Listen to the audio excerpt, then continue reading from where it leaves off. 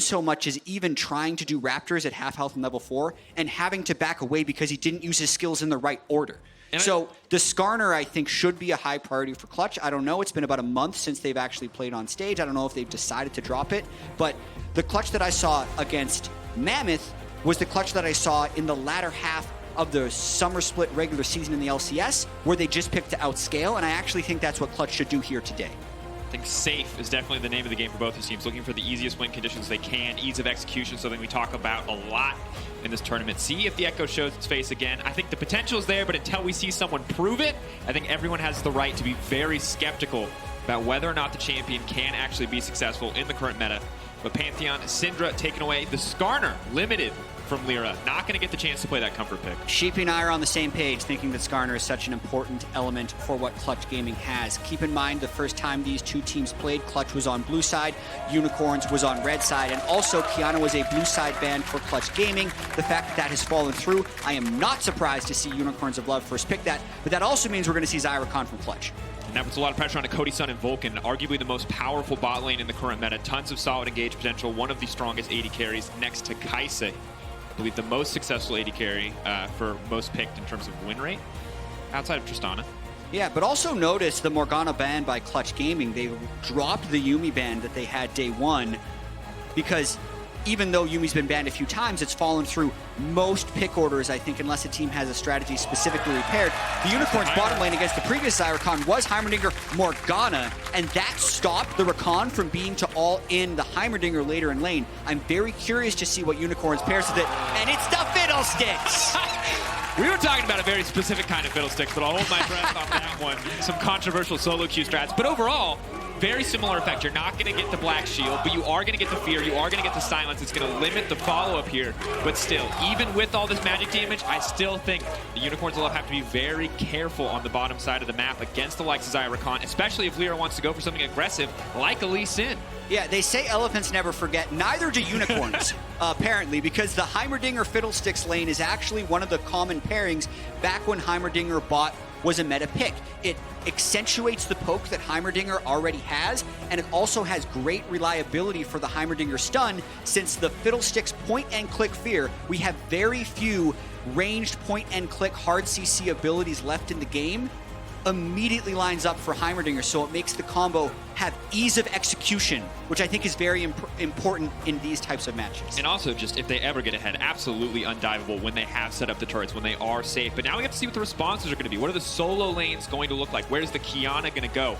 Clutch have very clearly set everything up for us, but we are still waiting. Red side had the luxury of that last pick for now, though. The Aurelia banned away, the Gnar banned away, some of the safer blind picks limited. But what are Damonte and Huni going to pick up this time around? Is it going to be crazy? Is it going to be wild? Do we see the Tristana again? Do we see the Akali Renekton? I'm wondering how deep into the split pusher pool we'll go, or if we'll see the Orianna once again. Damonte looked fantastic on it. And that'll show us whether or not Clutch Gaming is deciding to fall back and scale. And the Unicorns, I think, still have actually more flexibility than Clutch Gaming, because while Clutch must lock in their two solo laners, Unicorns of Love may already have one locked in and can then decide what they want to do with the Kiana, which is, as far as I can tell, more likely to be a jungler in the LEC or even the LCL than it is in the rest of the world. In a lot of places it is consistently a solo lane pick, but I think we've seen enough of it in the jungle to know that it's good. And I think the one thing that we've seen is that the raw base damage on this champion and the free gank setup with the the water blade hit confirmed just makes her such a threat in the early to mid game. But once again, there's the Tristana. Have to assume that it's going into the hands of Huni. But as I mentioned earlier, very successful pick in the tournament thus far. 5 picks, 80% win rate. Has yet to lose a game in a solo lane. Has only lost one on the bot side. But the Aatrox and Kale getting picked up by the side of UOL. So I think this is Kale mid. Even though the Kale we saw in the tournament was Evie playing at top for DFM, this is a pick that's getting a lot more popular in solo queue. I'm going to be completely honest, I don't know exactly how these matchups play out, which is why I'm going to be curious to see what Damonte ends up picking into it, since I think that Tristana is going top. Will it be the Twisted Fate, a Nemesis special here in the LEC, but not something that I've seen as much? Will lock it in, a lot of global pressure. It can outmaneuver the Kale for the vast majority of the early to mid game, but hard to beat Kale in that scaling battle in terms of impact.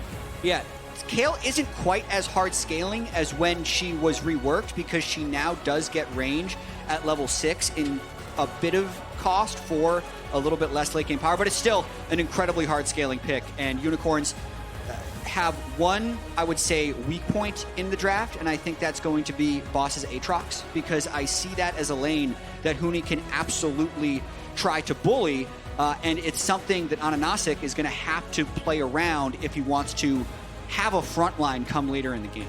Obviously a huge comfort pick for Boss, but a champion that we've seen not be nearly as successful after, you know, kind of the litany of nerfs that have been levied against it over the last few patches. Kale, something that I'm excited to keep my eyes on, but when you look at early game, Jet, I feel like you have so much setup in the bot lane for the side of Clutch Gaming with Leader on this Lee Sin, but you also have a gold card. We've also seen what an aggressive Tristana can do, and while the Unicorns Love have a very powerful composition, the lane phase, I feel like they gotta weather the storm. It's going to be an incredibly interesting lane phase to watch, because if we call our eyes back to 2 days ago, the bottom lane of UOL actually had a mini disaster at level 1. They burned Flash against the incredibly powerful level 1 of Zyra Khan from Cody Sun and Vulcan, and then were able to recover. Even though that game did run away from them, there were some very close moments in the early game, and we're going to have to see what happens with this new draft. All eyes on both these lineups. 1-1 across the group. Clutch looking to turn it around, looking to tie up the head-to-head as Unicorns of Love currently own it as we head into our first game of the day. Reminder, this will be a deciding day for these groups. Both these teams, 2 more games, and maybe their last 2 games on the international stage. There is the Unicorns fan group, ever loyal, Dracos. It's been a while, man. It's so nostalgic. It warms my heart. But it's interesting. I mean, highlighting the Kale before we see the jungler start. This is something that No Man's played a lot before MSI when the champion was first released. It was available in the LCL playoffs. And I'm going to be honest, a lot of his success, to me, came just because he was outclassing his lane opponents. He was winning a lot of trades that I didn't think he should be winning. And I'm curious what it looks like up against Amante, a guy who, in the right situation, can be very aggressive, can look to make these big plays. But as I say that, both these laners are going Kleptomancy. I think neither of them are really looking for the 1v1, maybe looking to go elsewhere on the map. Yeah, Kleptomancy is generally good on Kale because it's easy to proc, and I think, at least for the first 6 levels, it's going to be good on Twisted Fate because oftentimes it's going to be range versus melee for those first 6 levels, and I think Damonte will be able to get a lot of gold. But gold card invade, fairly common. Nice bird level 1. Those things are incredibly hard to engage against. This is actually very dangerous for Clutch if Edward's E cooldown comes back up and Clutch stays here. Have to see if there's another silence. Happy to have this spell money. Get this one out. They're not conceding fully. Ananasik has, it looks like. It's bouncing. A lot of damage. But this is going to really slow down Ananasik's early pathing. There we go. They're good to have the start, and Ananasik just going to have to accept he's not going to get a leash. He's going to be way behind on the first camp. Lee Sin should accelerate very rapidly ahead of this Kiana. Good start from Clutch Gaming. Yeah, and it's definitely a fight that I think UOL could have risked going into, but it is also dangerous to fight against Gold Card and a Rakan. I randomly have a lot of experience recently playing with support Fiddlestick, so I know that it can be an extremely strong pick. Oh. Ooh, as we Sonic actually see Wave Lyra spotted. immediately going to try and punish. I think he's going to get this just because to get the reset. the lanes are in too volatile of a point early game for the soul laners to actually assist, which makes this a fairly safe invade, especially the pushing power between a Tristana and an Aatrox who has had his wave clear nerfed. So really rough start for Ananasik. Absolutely brutal. And now Huni's going in for the aggressive play. Here is only level 1. The Kiana really cannot do anything. Has to opt to start with the W. Picks up an element. Manages to make the retreat, but fantastic use of early lane priority from Clutch Gaming as well as that level 1. Yeah, I actually think it was a bit of an overplay by Lear there to flash over the wall and hope to assist in a kill since the flash was going to be burned by the Kiana anyway. But it does still give them control over both buffs. It just doesn't give them quite the experience lead I think they would have been hoping for. And I actually don't know if he can even do this without help. Yeah, because, oh no, Edward took the big one with his... And that hurts even more because you get bonus experience on your first large monster. That's actually how the jungle item gives you level 2. So I actually don't think he's going to get level 2 off of this camp either because Edward stole it with E. That has to be One of the worst for 3.5 minutes we've ever seen from a jungler. Absolutely most tragic start of all time. Yeah, and it's not like fully Anonysik's fault. No, not at all. It's just what happened in this game. Well, and I want to give credit to Lyra, and I do also, if we're going to give any criticism to UOL, I think you talked about, hey, they can try to stay, they can try to fight for the red buff, or they can leave, and it said it feels like they picked a middle option, which really gave them neither of the things that they wanted, and now here's the concern. Coming back into this rematch chat, we would have pointed out Lyra as a weak point. His Echo was a bit of a travesty, to be honest. But now, the team supports him on the level 1. He goes in for the aggressive evade, and Lyra is taking off in this game. Yeah, you could tell it was a concerted effort from the entire Clutch Gaming team to not only try and enable Lyra, but also disable Anonysyk. Because he was such a factor in that game 1, and Qiyana is such a Gold Line champion. They're going for this. Gold card. It's going to be an easy follow-up. Anonysyk is still just level 1. If Lyra walks in the jungle, he can get another kill. But that's first blood for Clutch Gaming. Easy pickup for Lyra. Early game going so much better for Clutch Gaming. And Lyra, this is the best feeling as a jungler when you know the other jungler is too far behind to show his face. Because otherwise, you would never go for that level of a dive. Because the counter gank could be so disastrous. It could turn around for double kill if you're actually diving between 2 mid lane turrets. But they know the Qiyana can't stop it. He's even there. He's close enough. But at level 1, he has no abilities to do so. And the lane that was so heavily in UOL's favor in game 1, which was the mid lane, is now going the way of Clutch. Just such an easier early game right now for Clutch. 1.3k, 1.2k gold lead at 5 minutes. Massive lead. Lyra at level 4 to level 2 of Anonysyk. Ketchup XP not going to be enough. And he can't invade either because he's level 2. So if he gets caught out, he has to go back. And just to get this out of the way, if people are a little confused why we're calling the player whose name is spelled A-H-A-H-A Anonysyk, yeah, it's because the capital H's are meant to be N's, which is Anonysyk, which is pineapple in German. This is as far as I will go in terms of pronouncing names for the players. It would be, Dracos, it would be like if you told me to call you Sifa. I would completely refuse to do that. Why? If you spell the Dracos. It's been years, Jack. Let the meme die. Oh my god. Okay. That's fine. And look, it's a tough name. It's a tough game for Anonysyk. You know? Needs to find a way back. But I don't really see a way out here, Jack, because I look back at this map, I see Damonte probably going to be able to sustain pressure in the mid lane pretty much indefinitely, at least until Kayle hits that level 6, maybe can start to fight back. Yeah. Tristana should, at least for a while, be able to continue to outpush the Aatrox with no CDR at this stage of the game. And really the only point where they can keep lane pressure is the Fiddlesticks Heimerdinger lane. But when you don't know where the massively fed or massively ahead Lee Sin jungle is, that just gets very difficult. Exactly, but I do want to point out something that Anonysyk just did, which helps him stay in the game. So the very first camp he cleared was the Krugs. The Krugs, after the first time you kill them, when they respawn, are basically worth 2 camps worth of experience. The first spawn of Krugs is only worth 70% as much. So the fact that that died first lets them respawn faster, which gives him access to that large amount of experience faster. So even though he's still behind, if he gets a kill, he could be back in the game. Oh, and he is able to steal the Raptors. He's only 1 level down now because he cycled his Krugs, the most valuable camp. And really important to be able to do that, to set up to try to play from behind now. Fog of War being highlighted, both teams willing to contest for this. Stun won't connect on the Vulcan, does hit the slow. Cody-san is 6. Yeah, you cannot. They could kill Qiyana if they use TF ult, but it would be rather risky. And I think for now, what we saw 2 kinds of Clutch games. We saw the game where they choke you out, they bleed you out, they take small advantages, and they just walk away with the game. And that appears to be what this game is. Now it is a little bit bigger than small advantages, Lyra. Want to go into the mid lane, help this push out. No Mans with no TP means there should be at least 1 tower play, if not more, depending on how clean of a back Damonte wants to try to get here. But this is a dominating early game. 15 CS lead in the mid lane. Almost 2k gold difference between these teams. When you said Clutch Gaming versus UOL, I think this is kind of what LCS fans were hoping it would look like the first time around. And that's always the hope. I do think that overall, the volatility of play-in stage is currently at about what it usually is. I think people often have a bit of revisionist history when they think about how play-ins have gone, because even last year, we saw Cloud9 taken to 5 games by Gambit in the same LCS versus LCL matchup to actually get into group stage. We saw G2 go 3-1 in groups and have to win a tiebreaker over Supermassive. So the group stage games themselves have been relatively competitive for at least 12 months now, and here comes a Spike. lot of burst damage instantly going into the lead. Here's dead. Sin might just get taken down. Demonte going over the wall with the flash, just responding. Whoa, they don't kill okay. Lyra. They have to be careful. The Sonic Wave cooldown, there's no Dragon's Rage. But now, Got the root. Looking for the root, does manage to connect it. No Man's stepping forward. Demonte in trouble. The slow is there. Needs to pick up Rock, and he can look to finish the kill. They're going to try to donate to No Man's. No, Anonisic going to take it.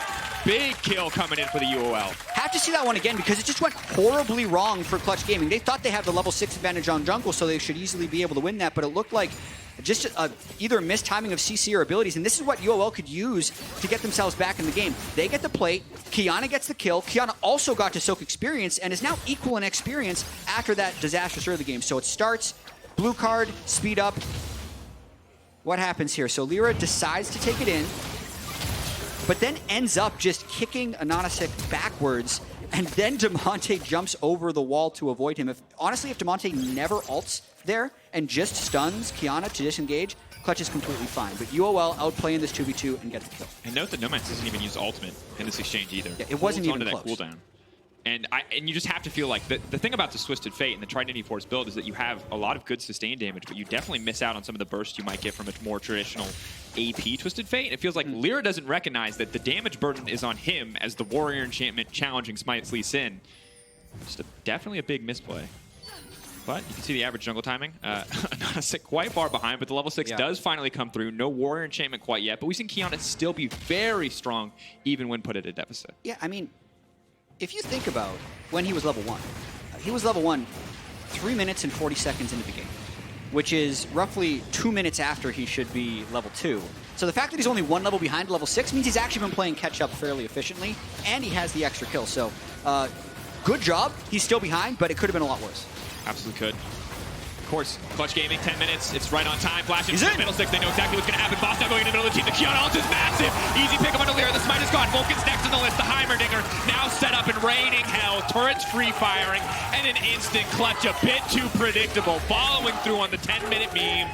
And UOL are there to respond. And UOL was so ready for that Rift Herald. Clutch did not respect the Fiddlesticks Kale combo. It's so good because you can speed up the Fiddlesticks after he goes in and then essentially give him access to Zhonya's before he should be allowed to with the Kale ultimate. So look for them to do much more of that in this game.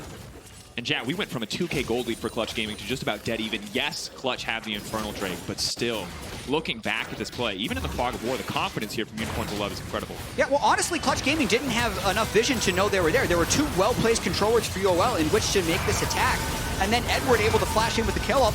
Unless Clutch Gaming actually gets the jump on the Fiddlesticks Kale, they're going to lose that fight because the damage numbers on Crowstorm are so pushed that just because the champion really doesn't do that much, he just gets a ton of damage. I like the term pushed. It's just a very, very PR way to say big. Big numbers, yeah. Big fat Fiddlesticks damage. And look, this is the thing. We look at the comp, we talked a lot about the composition, the potential for roaming.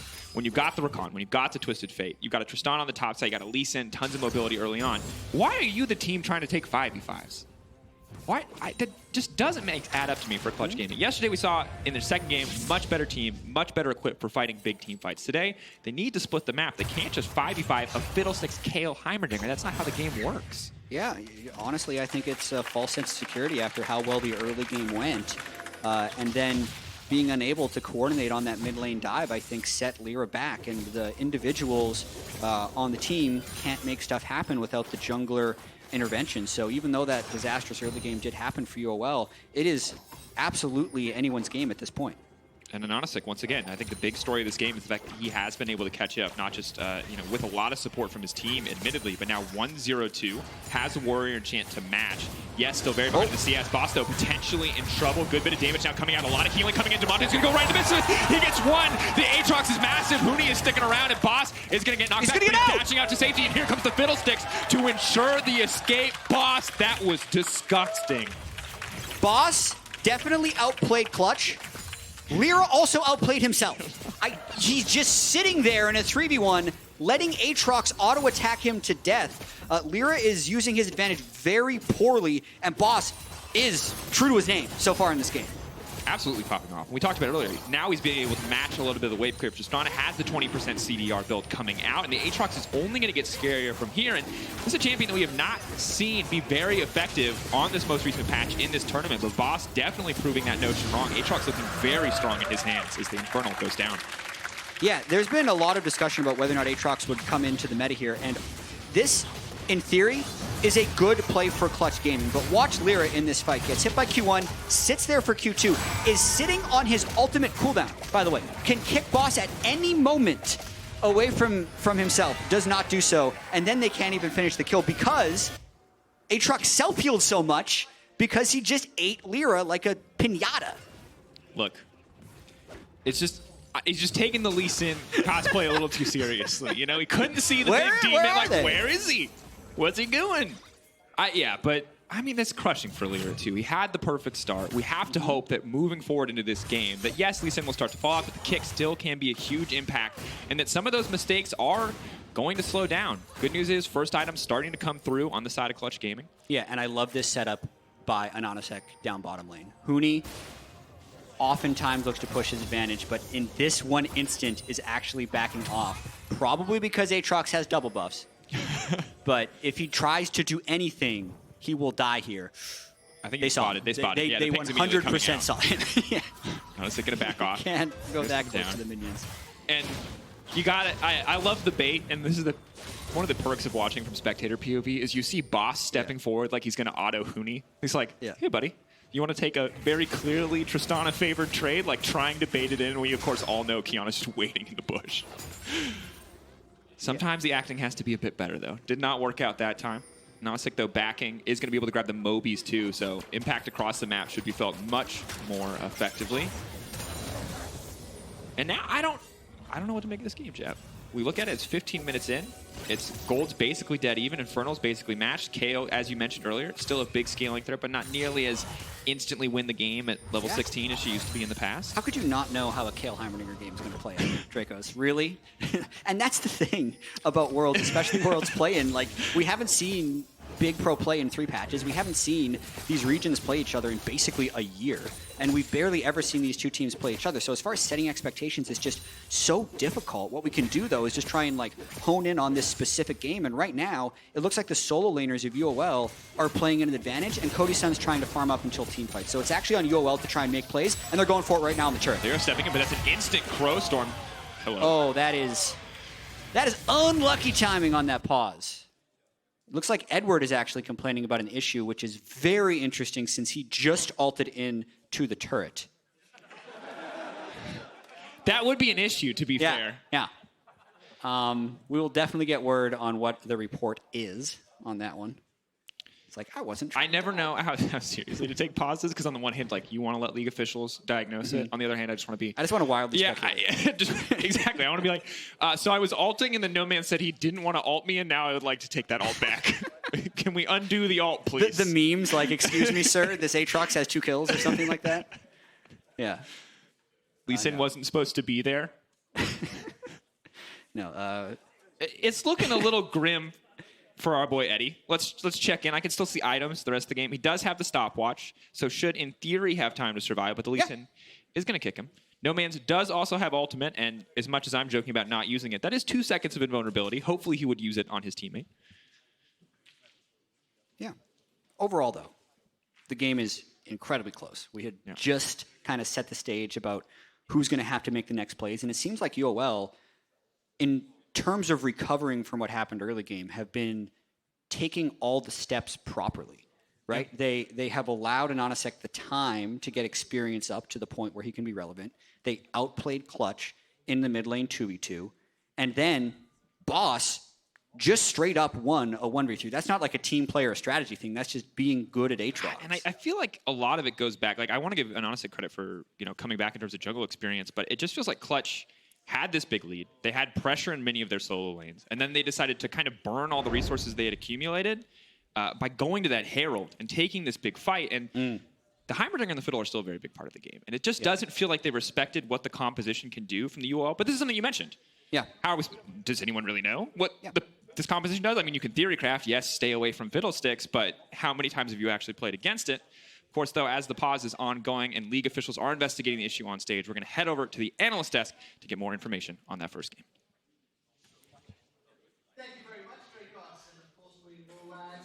Draft, talk a little bit about the very first decisions in this game, because Jat said on broadcast that it was the worst first 3 minutes of a jungler's decision-making and performance ever in the history of the game.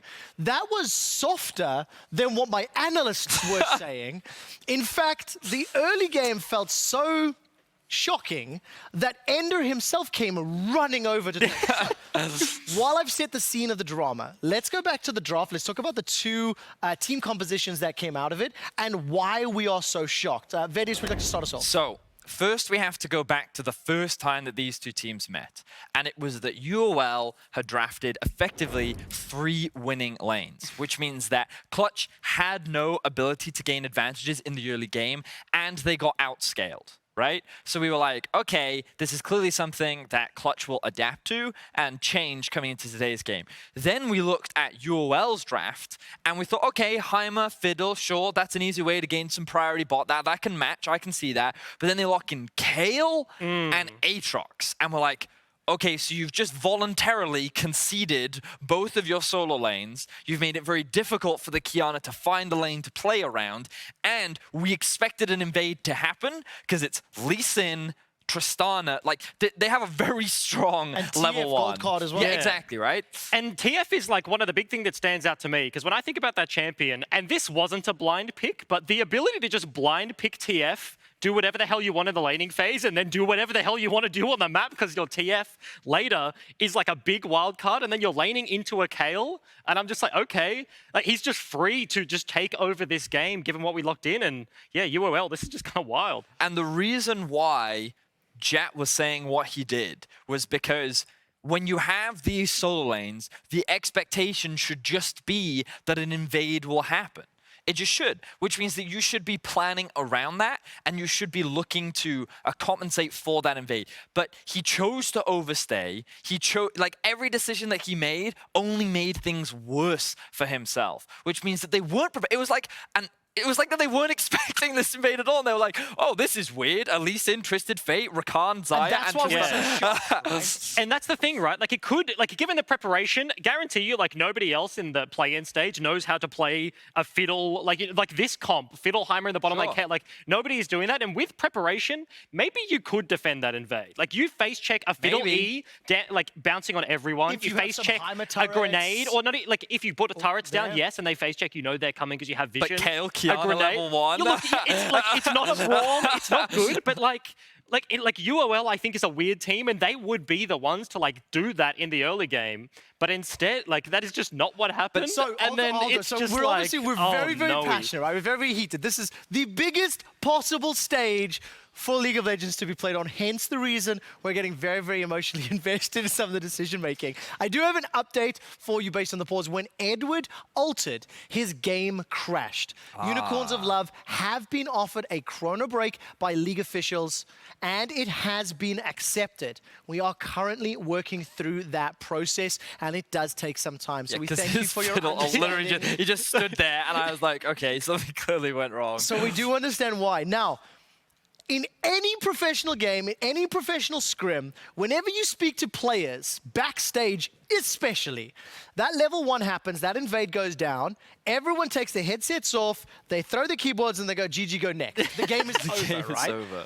My very own dear Vedius said the game is over. I tweeted. I said the game is over. There's no way CG can lose this game. So what happened next? Oh, I don't know. I don't know what happened. Quick shot. Somehow. Oh, so Ejim, seeing as though he's so flabbergasted, what happened next, my friend? Well, like, it was just given back to them. The mid 2 versus 2 I was talking about earlier, like, TF gets to do what he wants, and there's that, like, little dance of Damonte going over the wall, and then the jungle, like, flashes back, and they traded places. So and yeah, the gold league just completely evens out. let's also think about, like, what CG want to do with their comp with this kind of a lead, right? So when you're this far ahead and the enemy team doesn't have a jungler, you want to continue the pressure that they did in the early game, stealing away the camps, making it impossible for an Anasik to do anything. That was correct. But their comp ultimately wants to be playing towards side lanes, whether it be looking for picks, setting up for split push, whatever it is. Grouping and fighting is not what they want to do, especially in the early game, because you want Twisted Fate to get things like the Rapid Fire Cannon, or you want to go for the APO build, whatever you want to do. Like, you want items on your Trist and your TF, and you want to play for side lanes, which means that you should use your gold to be playing for plates. You should be taking advantage of the weak Kayle, the early game weak Aatrox, and take advantage of the fact that your already strong laners have a gold advantage, and you can push this as hard as possible. And I think to simplify, like, it all comes down to something to say, like, they win by default, right? Yes. Clutch don't have to do anything. If the game state just continues in what it is, they just play it out, remove volatility, then, like, tracking onwards, it's exactly the way they want to play it out. The thing is, it was a 2,000 gold lead by, you know, what was it, 8-9 minutes or there or thereabouts. But the thing is, how does Clutch Gaming not do anything when Rift Herald spawns? Right? Muscle memory is a thing. This is a team that is literally world famous for their Rift Herald. And that's one of the things, right? Like, set plays like a 10-minute Rift Herald. We've seen it in the Mammoth game. Like, it's very expected. UOL know it's going to happen. And that means that Clutch is practiced on it. You should be better in a Rift Herald fight because you've done it countless times in scrims, in practice behind the scenes, but it is very abusable. If you are their opponents, you know exactly what's going to happen. The mid lane 2v2 had already been screwed up by that point, and they got to the fight on even footing. They're tanking Shelly, and they just get whacked in the back of the head. And let's also think about now what this means for UOL's comp, because when you look at it, it can be difficult to make things happen, but because the cast has already talked about it, you have the Fiddlesticks that you can just speed up, send in, and then the Kiana follow-up is strong. Aatrox flank is strong. Kayle is only going to get stronger and stronger as the game progresses. So them finding an early game lead was a necessity, but now UOL can just keep forcing objectives, and CG just need to avoid fighting. Well, I'm very glad you wrapped that up. I am hearing that we are nearing getting the game started. It will resume at 15 minutes and 49 seconds before Edward altered. Let's jump back into UOL versus Clutch. Thank you very much. Quick shot. Curious to see if he's going to still channel the ult anyway. I imagine the answer is no. I can't remember the exact setup. Maybe Demonte's just... How many seconds before did they say they're going to chrono break? I think it's 5-second chrono break. Right, I think that's the shortest chrono break I've ever Generally, heard the of. rules are to try and go into a dead ball state. I feel like this is a very difficult decision to make as a League Ops official as well, because essentially Edward felt like he would have had the jump on to Demonte, but now Demonte will know that that play can be made. So he's completely changing his plan and just showing in lane. Yeah, interesting to see how it would have worked out. But now back to game. No man's on to level 11, so the Kayle continuing to get stronger and stronger. Recurve Bow already picked up. Ginsu's, I guess, would be a next item. We've also seen Blade of the Room King on the top lane Kayle, but now here comes the There might be ultimate. trouble. Lyra. Fear goes in. Lyra now in trouble. The stun is not going to connect, though. Vulcan there to save the day and get right back out, but Lyra goes in! Lyra, what are you doing? That was terrible! Stun goes in. Maybe the follow-up is here. Maybe they can turn this play around, but Edward's running for the hills in a catastrophic play. Lyra is definitely getting punished in this game, Dracos. First off, we know that UOL had topside jungle control because of what happened before the chrono break. So he goes directly back there by himself, gets out, he's safe, he's completely fine, then decides to go back in again. Lyra definitely needs to improve his play if Clutch wants to win this game. Yeah, it feels bad. I don't want to keep harping on Lyra, but that was just a very poor decision. And, you know, you always wonder what's going on. You have no idea. Maybe someone else on the team is shouting for him to go in. But when we look at the replay with the Fog of War... Yeah. There are question marks. He's typically, like, right here, he's in a place where he thinks he can get away if he gets jumped on. And he's actually right. The Kiana ult misses a misplay by Nanasik. But then he goes back in probably because Clutch is saying, like, go, go, go. We have TF ult. It's going to be a 4v3. But he just goes too soon. And that gives the gold lead over to UOL. And maybe he's still feeling like he's as powerful as he was earlier on in the game, but he is no longer ahead. He is now actually behind Anonasek on the Kiana. And just a difficult spot to be. But once again, we heard it from the desk. Clutch Gaming maybe needing a little bit more time. They're definitely not out of the game. Twisted Fate close to the rapid fire cannon. They can start to turn things around. Yeah, and speaking of Anonasik, I said something earlier in the stream which was incorrect. I have someone correcting me on Twitter about the name. I feel like this is the last time I'll have to talk about it. So, You did this to yourself when you while tried to... pineapple means ananas in German, It is called ahahik. I messed that pronunciation up in Russian. But in the Cyrillic alphabet, the letter H is actually pronounced like the N, which would be why he spells it with H's. Not because it looks like N, but because the H actually sounds like N. If I mess that up, I'm sorry, but I'm not going to talk about this again. I'm just like, I'm wondering at like what point we decided that we also functioned as like a PBS educational stream. You're like, I'm down. Let's learn the Cyrillic alphabet with chat. Like a minute and a half per stream dedicated to just random education. I think that would be fun. All right, there you go, man. That could be your new branding opportunity. Yeah, I mean, if people want to Teacher tweet me fun facts like that, I will absolutely engage. I'm all down for acquiring knowledge. There you go. All right, well, there's your Cyrillic alphabet education for all the Clutch fans watching today. For the UOL fans, you might just be wondering what we're talking about, why we're talking about. It's the jungler's name. It's all very that obvious. matters. Yeah.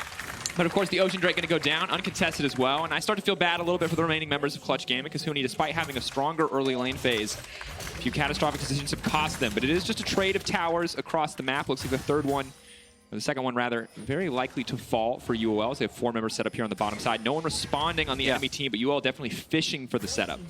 And they just have so much control over this game.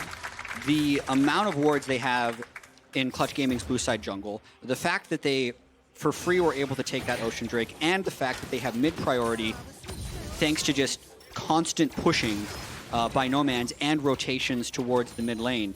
UOL is actually feeling fairly comfortable right now, but the thing will be their actual way to engage does still need to be surprising. So Clutch needs to kind of double down on trying to get that vision and make sure that Lyra and Vulcan having cleanse is actually very important here, because he can potentially face check things and not get CC locked by a Fiddlesticks Q and be able to jump back out. And you can tell that Clutch are slowing down to play a little bit now that they've left the laning phase, focusing getting that mid priority first, fishing for vision. You saw just a ton of vision placed down on the top side for Clutch. It's now being shifted more towards the bottom side as Vulcan, as you mentioned, moving in, not being afraid to be the one to face check. Downside is they don't feel like they can commit a member to the top side, to this Baron. And this top lane push, and Nomans just continues to get stronger. It is the Ginsus as well as the Nashers. That's a very terrifying KO. Not someone that I think Damonte can comfortably 1v1 or even match the wave clear of at this stage of the game. Yeah, Nomans in a very powerful position. That's going to kind of give them permanent priority over them. However, if he does do this kind of wait in the brush move too often, and Clutch Gaming does see a window, Damonte would be able to TF ult down. It's just a matter of map pressure right now, which is why Nomans is staying here, because if Damonte ults down, he loses pressure, and because there's such a small amount of vision on Clutch right now, you can see that's why he has to use that Twisted Fate ultimate. And the good news is they do have some of those get-out-of-jail-free cards. They have the Twisted Fate ultimate. They have, a blue trinket, which is unfortunately down for Cody Sun, but will be up eventually. On the opposite side for UOL, vision control is just going to continue to get more oppressive. They got control wards, they got double sweepers, and once the Duskblade comes in too, they should be able to really just black out the map for the side of Clutch Gaming, and that's when this Fiddlesticks gets terrifying. Yeah, and Clutch is currently out of vision checking tools. The TF ult is down, and their blue trinkets are coming back anytime soon, which means they have to spend all of their map pressure in getting mid priority back right now, which gives UOL time to pressure those side lanes. So in terms of what we call tempo, UOL is very far ahead right now. Just easy once they get this push started in the mid lane to continue fit. We check in on the gold, though, still relatively even. But we know in the 5v5 team fights, if UOL do get the setup, it's pretty easy for them to execute. You can see the differences in individual lanes starting to shine through. The Xayah pulling ahead, very nice. Cody Sun, of course, on a more traditional multi-item carry, maybe can be the difference maker, but this is going to be a very difficult game for him to navigate when there's just so much latent AoE damage. Yeah, it's just, let's think about how the team fights need to play out. It's essentially UOL has many divers. They have 2 or 3 divers, and also a Kayle ult. The Cody Sun basically has to wait out, and then he can put his damage down, whereas Clutch Gaming doesn't necessarily have a tank that can withstand that initial onslaught. So I think the way that Clutch Gaming needs to win a fight is if UOL actually goes in with Qiyana Fiddlesticks and then misses. So Lyra or Vulcan actually have to dodge an engagement in order for Clutch Gaming to be able to turn, because if any of those engagements land for UOL, they'll kill the front line, then it'll be a 5v3, and then they'll wash Clutch Gaming.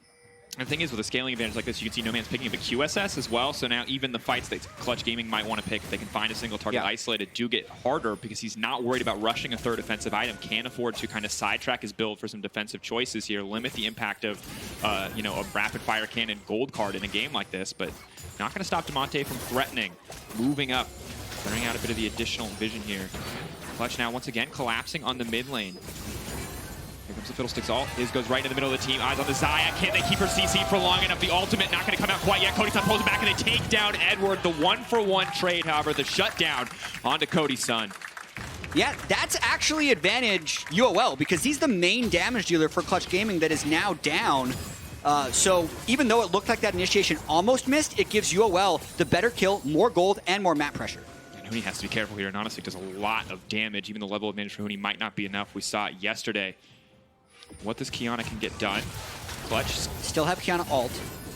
I just don't think they realistically can step forward to do this one. And Nanosik going to dash out to safety. We'll tank a couple tower shots and a bomb. A bit risky there from Nanosik, but the tower will go down for Unicorns of Love. And finally they find themselves with a decent gold lead. Ocean the next dragon on the table, but Baron feels like it has to be the bigger objective for both these squads.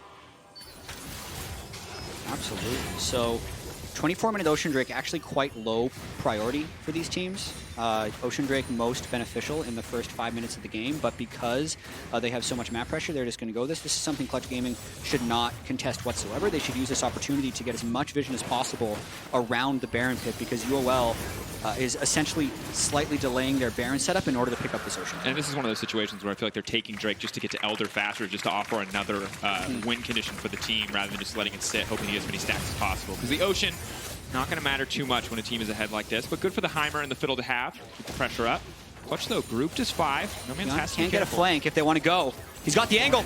Going for the angle. Looks like he's going to find it. That's going to be the double stun. Damonte now running. Vulcan incredibly low, but Huni has the tools to disengage. But that's Edward on the way, and the fear connects. Damonte's going to go down. No, he's running. The flash out to safety. They can't find the kill. CG managed to escape with blinking health bars. Oh, that was so close to breaking the game wide open. Even though the initiation was disjointed, they still have such an advantage. It just doesn't display in the gold at this moment. Unfortunately, though, because they used the Fiddlesticks flash, they're opting to reset. I wonder if it would have been better for UOL to just continue to clear vision with the control ward from Ananasik since Clutch Gaming was forced into recalls. That could have been an opportunity for Baron, actually, for UOL. Yeah, I think a bit hard to take your foot off the gas in that situation for UOL. They've been winning so many of these fights, so if they find a victory there, they instantly take Baron, and it feels like a game-winning play. But bit over-eager, and that means Clutch have a way back into this game, buys them a bit more time where they're not worried about the siege threat or the Baron from the enemy team, a bit more time to get farm into the likes of Huni, who's still on the sideline, has to be careful, and Nanosik and Boss both waiting in the darkness. Yeah, and ooh, he might get him. Goes over, grass, no stun. He knows he's altless. If he was not altless, that potentially could have been a dead Huni. So after game 1, when UOL beat Clutch, they were so confident, and Edward tweeted after the game that they actually need to turn up the aggression for the next game because they're not playing as aggressively as they're used to. I think the same thing is actually true in this game where they have the ability to push an advantage and they are being a little hesitant, as in not going for a Baron like that. And it's buying time for Clutch. And while I don't think Clutch 100% outscales just because there's so much CC on the side of UOL, there's always a chance they will win a teamfight late game.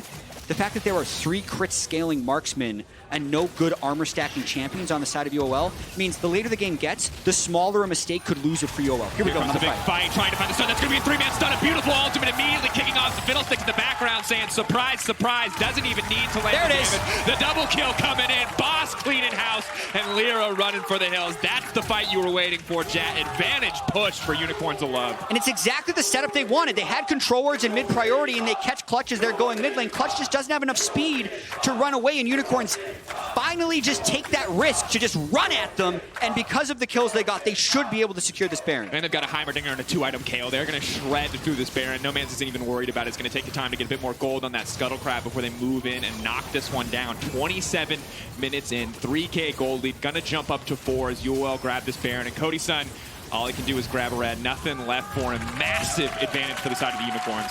Looking so good for Unicorns of Love.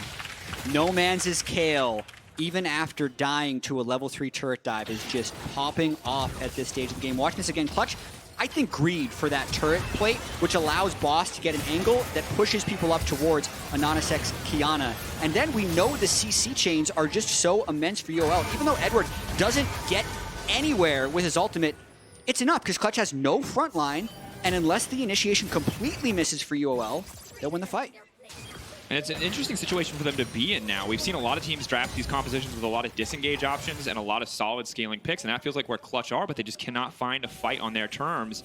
And the disengage options just are not enough against the sheer amount of CC on the side of the Unicorns of Love. The Buster Shot, the Dragon's Rage will not get them out of a disadvantaged fight.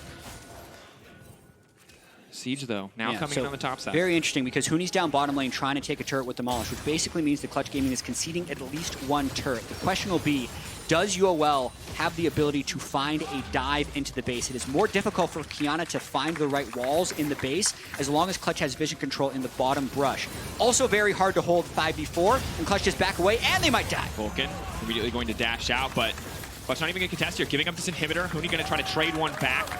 Maybe Clutch just look to stop the recalls here so they can make it an even trade. The Tristana shredding through, but the creep wave just not there to back Huni up at this point in the game.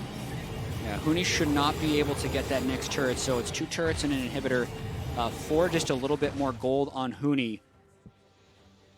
And Drake coming up in 20 seconds. I don't know if Clutch could have held 5v5. Probably, but the gold was put onto Huni because really they just need gold in any way possible. Second Infernal should go over to UOL as well. Just going to continue to stack up that advantage, make Elder that much more lethal. They're doing what he can to grab a bit more farm, get a bit more resources his way before the next fight kicks off, but it's difficult to hold any static objective. You're right that the Kiana's less effective, but when you're packed under a tower, the Fiddlesticks is more effective, and it just feels like there's not one clean, right answer right now for Clutch. They're going to need to find some very, pardon the pun, but clutch opportunities. And something that's a very real possibility in this group is a 3-way tie at 2-2. If day 1 ended up playing out the same way as day 2. And just so everyone knows, there are tiebreaker situations in play. If 3 teams have the same record, essentially a 2-game tiebreaker will be played to get the teams out of group. And then it's seeded. And the number 1 seed is the team with the lowest average win time. So ending the game fast could actually be very important, because that means you will kind of be guaranteed the 1 or 2 seed. The second and third fastest average win time will play the first tiebreaker game, and then the winner of that will play the second. So yes, Unicorns is in a good position, and if they win both games today, they don't have to worry about any of that junk because they'll be the only team with 3 wins. But winning quick could be in the back of their minds because it could be important later. Absolutely could be crucial. Demonte, though, waiting over the wall, hoping to keep this game going, hoping to keep Clutch's hopes alive. Cards will connect, a bit of healing reduction as well. I like the Executioner's adaptation for the fights to come, especially against the likes of an Aatrox and a Kayle, who now has the Gunblade finish too. No Man's is massive in this game. And we saw the analyst test talking about this before the day, or sorry, during the pause, and they said UOL just picked a bunch of losing lanes, and then they had their jungler invaded, but they have actually recovered. It's kind of the opposite of so much of our discussion of saying, or even Demonte's discussion of saying, oh yeah, we're just going to pick scaling because if we're better, we'll win later. Well, UOL, while they pick a little wacky, also pick scaling, saying in a confident way that they think they are better, and based on what's happening in this game, they're proving it. Yeah, so far, already own 1 game. Clutch, easy for them to discount that one, say, hey, we weren't playing what we're used to, but this one's going to be a lot more difficult. They had the time, they got to walk away for a day and plan a strategy here, and still, Unicorns of Love outclassing, even despite a pretty disastrous early game. I mean, that said, sometimes it feels like a bit of a meme, but the scaling. Triple carry threat, there's 2 IEs and about to be a 3rd one on the side of Clutch Gaming. All it takes is 1 bad fight for the side of UOL to swing this back in the favor of Clutch, but it does mean that Clutch have to execute, or Unicorns of Love have to make a massive misplay, and it just doesn't look like it's going to happen. Might cost them a bit in game time to not take those big risks, but it should just guarantee a win. Yeah, I really feel like UOL right now is just in a holding pattern until the next Baron, because when Baron arrives, Clutch will try and run out mid lane to get mid lane priority, which can then help transition them into the river to hopefully contest for Baron. But because of the speed from Kayle and the dashes that the Kiana can put out, once Clutch shows at the midpoint of the map, if UOL just run the same play they did on their last team fight, I think they just get 2 or 3 kills on a Clutch, take Baron, and end the game. So it's going to be very interesting to see how Clutch approach this, because the standard way didn't work. And the reason it's the standard way is because every other way is worse. So if they try to just get vision through the jungle, that's even more dangerous and even more disastrous against the Kiana and the Fiddlesticks. Oh, God. So it's actually pretty beneficial for Clutch that they're able to get even this amount of vision during UOL's reset, but here is where it gets very difficult. Absolutely. And insult to injury is the double death caps that have just now been completed by Inax and No Man's. Yeah. We see your IEs, and we raise you to death caps. Death caps versus IE, the game. That's what it's all about. And it's interesting because now if you're on the side of Clutch, you're looking at Damonte's ult, and it goes from incredible flank/maneuverability tool to stop one Baron attempt. Same with the blue trinket. Buy yourself another 30 seconds, 45 seconds, maybe. Yeah, and unfortunately for Damonte, Clutch is prioritizing all the farm on the true marksman, not on the fake marksman in the mid lane. So he's falling really far behind No Man's because all of his farm is going to Tristan Xayah. And you can see Clutch, like, they look eager to make a play. They're stepping forward. Vulcan's potentially fishing for something that's going to be very difficult. Once again, the QSS is there, the stopwatch. Yeah. So watch this. If Clutch pushes up any further, UOL is going to wrap around behind the back of them. And there's... And they can go top. Super minions that they have to back up for. But if they pull too far to the backside, then UOL just burst Baron. So this is the game they're trying to play. TF ult is now down, and they're out of blue trinkets. So now UOL can basically pull the Baron and just do it if they want to. And Huni's now backing, retreating. Someone needs to clear that top wave, but they'll lose the inhibitor once again. This feels like the perfect opportunity to get Baron kicked off. The Heimer and the Fiddle can look to start it off. Edward instead focusing on that flank, waiting for an opportunity to catch it. They should just get it. Good setup by UOL. That was very well done. Clean Baron coming through. Gold lead extended, 4K advantage.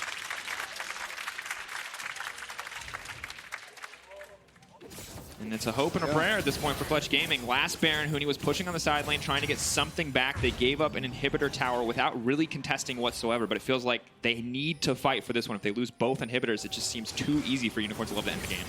Yeah, the big thing to watch, though, is the fact that we do have that second Zeal item on Huni and on Cody's son. So, again, if the first initiation is however stifled by either the stopwatches of Lyra or Vulcan, the two guys that are most likely to be engaged on since they have to be at the front, it doesn't take very long for Clutch to kill the people engaging.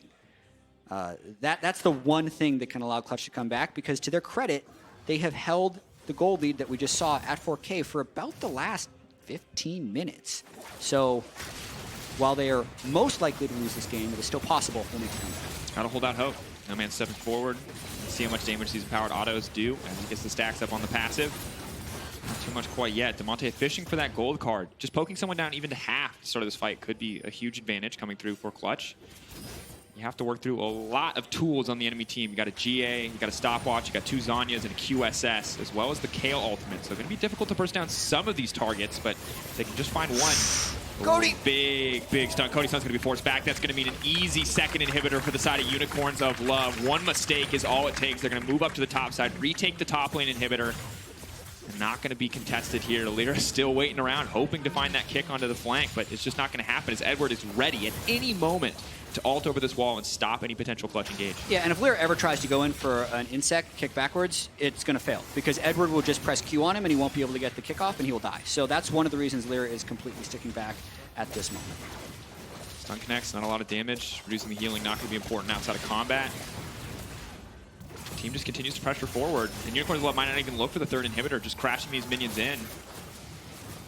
Bot wave is pushed pretty far out. That is good news for Clutch Gaming. I think this is actually fairly risky by UOL. I think they're hoping to overpower Clutch, but because of the Tristan Xayah damage, I'm a little skeptical about their ability to break this inner turret. It is possible, but I think UOL will be better served by picking up Cloud and getting the third hit. They're opting to stay, which generally means they're going for Nexus turrets or the win. 56 seconds left on the Baron. You got some cannon creeps here. You got some supers barreling down each lane. Top one's going to crash shortly. Mid is on the way. It's really difficult to brute force all the way to the Nexus, but here they go. Pushing in, and we're going to fish for that one. Lyra does manage to make it out. They buy a bit more time. Huni's clearing the minions on the top side. Clutch holding on, but Cody's Hunt taking huge damage. Still has ult, can pull back. Should heal right back up to full. Hasn't burned any major cooldowns quite yet. Lyra also doing fine. They're down 2 ults, but they're sticking around, which means Clutch might actually look to fight. Full card connects onto No Man's. Lyra still fishing, hovering under the last bastion of hope here for the team tower, but the minion wave is going to crash anyway. 18 seconds left on the Baron. They probably won't have that to push in, but they could still try to fish for the inhibitor. 2 cannons on the way, 10 seconds. Can Clutch survive this Baron? Boss using the ultimate. Damonte using his in response. Perfect vision on the entire team. No surprise flank. Huni doing a lot of damage to Boss. Boss looks like overstaying his welcome, but the QSS forced out from the side of Cody's son.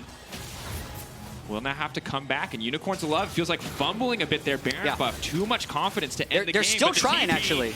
They want to step forward. It looks like they are going to be able to break it. The stun does connect. Lyra needs to find the flank now, or it's all going to be over. Vulcan Here now comes the fight. He's going to try to go in. Boss on the backside. No Man's untouched. Huge damage from the Kale, but Clutch Gaming are holding on. No one has gone down yet. No Man's now So stepping strong. forward. Absolutely fearless. They are going to break the inhibitor. The stun goes through, and they are going to take him down. Devontae manages to grab one, but that's the execution. Anonasic next on the list. Just going to function as a reset for Huni, but Lyra on the side. Oh, Huni wants this. Got to be careful about the fear. Clutch holding on, the flash forward, the fear. They're trying to take down Huni. The ult is there too. The shutdown is there. Unicorns of Love should just be able to move in and end the game. Cody, Sun, and Vulcan, the bot lane, the last members standing for the side of Clutch Gaming. Is this just the Unicorns' victory, or can we see the moment? Cody, Sun still with the flash up and available. Big damage, Vulcan flashing forward, but it does not connect. Now the fear goes in. There's just too much point and click CC. They knock him down. They knock him out. Unicorns of Love once again take down Clutch Gaming here in the 2019 play-in stage. Dominance after a rough game. UOL are out of control. And the Unicorns come through once again. What a huge win for them right now. This at least guarantees them a tiebreaker to make it out of the group stage, moving to 2 wins. It pushes Clutch to 1-2